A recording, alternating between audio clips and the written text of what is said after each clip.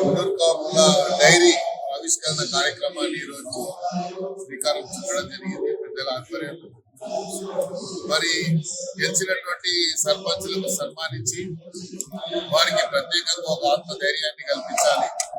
రాబోయే రోజుల్లో ఈ సంఘం అంతా మీ ఎవ్వడు ఉంది, మీరు కృషి చేయండి, మీరు గెలిచినటువంటి ప్రాంతంలో అభివృద్ధి సంక్షేమ కార్యక్రమాలకు మేము కూడా తోడుగా ఉంటాము అన్నటువంటి ఒక ధైర్యాన్ని కల్పించాలన్న ఆలోచనతో వాళ్ళందరికీ ఇక్కడ సన్మాన కార్యక్రమం ఏర్పాటు చేయడం జరిగింది. మరి వచ్చినటువంటి సర్పంచ్లందరికీ నేను శుభాకాంక్షలు తెలియజేసుకుంటూ, ఎవరైనా ఇంకా వేరే వారి మండలంలో కానీ వారి యొక్క ఏరియాలో కానీ ఓడిపోయి ఉంటే మీరు కూడా మరి ధైర్యాన్ని కోల్పోకూడదు. తప్పకుండా రాబోయే రోజుల్లో ఇంకా కృషి చేసి మరి మళ్ళీ ఇంకా ఎక్కడానికి కృషి చేయాలని ఈ సందర్భంగా తెలియజేస్తున్నాం.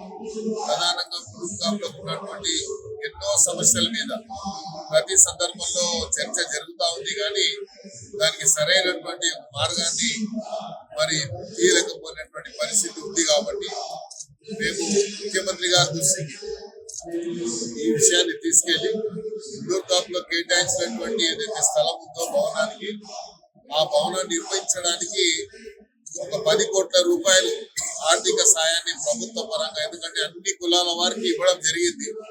రెడ్డి కులానికి 10 కోట్లు, వెల్మ కులానికి 10 కోట్లు, కమ్మ కులానికి 10 కోట్లు, ఇలా అన్ని కులాలకు ఇచ్చారు. కాబట్టి మునూర్ కాపులు బలహీన వర్గాల వాళ్ళు మరి శక్తిగా ఉంది. కాబట్టి మొన్న జరిగినటువంటి సెన్సస్ ప్రకారం కూడా 55% బీసీలకు ఉన్నాం. కాబట్టి దాన్ని దృష్టిలో ఉంచుకొని ముఖ్యమంత్రి గారు తప్పకుండా 10 కోట్ల రూపాయలు మునూర్ కాపు భవనానికి కేటాయిస్తారని కూడా ఆశిస్తూ, తప్పకుండా ఒక రిప్రజెంటేషన్ కూడా త్వరలోనే కుల పెద్దలతో ఒక ఏర్పాటు చేసుకొని ముఖ్యమంత్రి గారు వచ్చిన తర్వాత వారిని అపాయింట్మెంట్ తీసుకొని వారితోని మరి 10 కోట్ల రూపాయలు ప్రభుత్వం ద్వారా శాంక్షన్ చేయించడానికి కృషి చేస్తామని కూడా ఈ సందర్భంగా తెలియజేసుకుంటూ, అదే కాకుండా చాలా మంది చెప్పారు, ఇప్పుడు మునూర్ కాపులో ఉన్నటువంటి విద్యార్థినులకు కావాల్సినటువంటి వసతి గృహాలు లేవు, అది ప్రత్యేకంగా హాస్టల్ భవనాలు లేవు అని.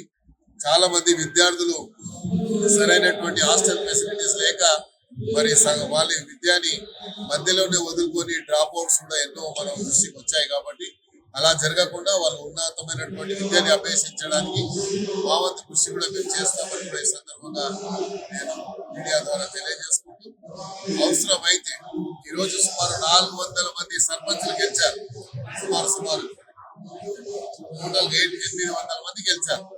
అంటే 800 మందిలో ఒక్క సర్పంచ్ ఒక 500 మంది తీసుకొచ్చినప్పుడు 4 లక్షల మంది అవుతారు.